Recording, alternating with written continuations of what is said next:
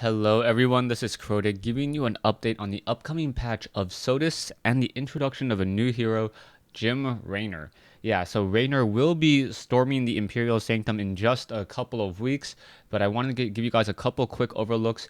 In addition to the things that you've already seen or that you've already noticed, there are going to be talent trees. That's in a previous video. Here is the new hero. First thing you'll notice is that Jim Raynor is an intellect hero. So he's not strength, not agility. He's an intellect hero, so that does make him kind of squishy. But generally, squishy heroes do deal a lot of damage and are very, very effective. If you cannot tell, it says that he is going to be a burst DPS and support hero, and he definitely plays that role very, very well. Now, first thing to look at is his passive ability. His passive ability, if you guys have not seen it, it gives all heroes nearby, I believe, 10% bonus in terms of damage. So or weapon damage. So that does really, really help out. Unfortunately, since the game is paused, you guys cannot see the little tooltip overlay. You guys will get to see it in a couple of days or a couple of weeks in just a moment. Next thing, the next ability I believe is what I call his Q ability is essentially a damage amplifier. What it does is, I think it's called Marked for Death. If I turn it on, yes, it is. The ability, you can go ahead and take a look at it, take a read at it, and what it does is it just amplifies damage based upon this. Oh, it does work. Wow.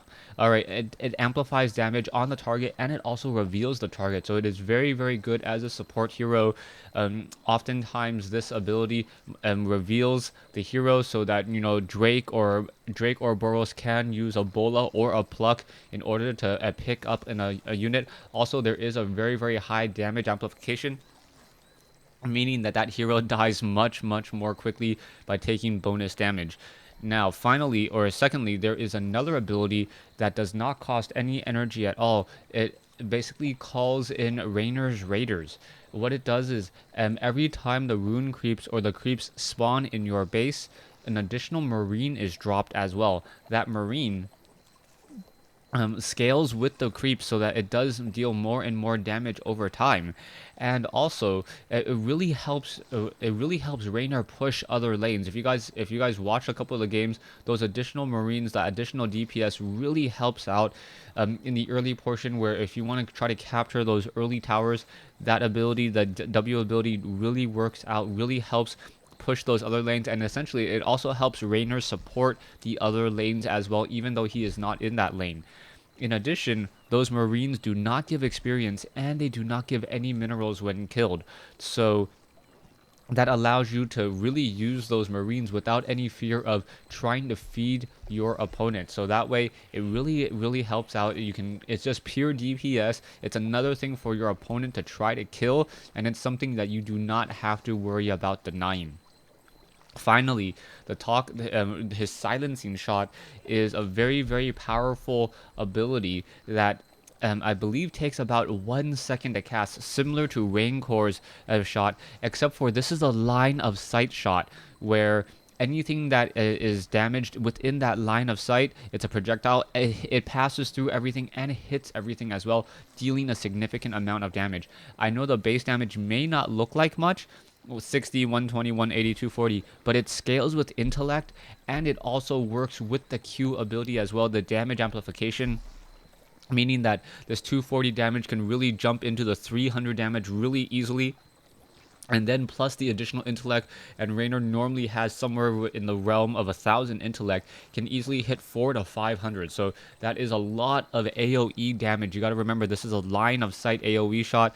If you're not familiar with, excuse me, if you are familiar with, say, Warcraft 3 Tauren Chieftain, it damages similar to Shockwave, but there's a little bit of a casting time. Now, finally, perhaps his most powerful ability, or his most powerful ability, will be the kill shot. The kill shot is a 2 second shot, or a 2 second casting time shot that fires a projectile, and it damages the first enemy hero it encounters. So the only thing though is you have to click on an enemy hero for you to actually take aim at a target. Now what this means is that if they notice, if your partners notice that you're getting focused fired by this kill shot, they can try to intercept it and try to block the line of sight and take that damage for you. It does really help out. The damage is very, very high on this ability. 200, 300, 400, 20% of intellect with a very, very high range at level 3. On top of that, it deals bonus damage. On top of that, you can use it with the Mark for Death. And that mark for death damage, that mark for death damage can start really increasing the amount of damage that Raynor does. I think if any hero at around 50%, any intellect hero at 50% is almost guaranteed dead if you have mark for death and a level 3 kill shot on them. It just does that much damage.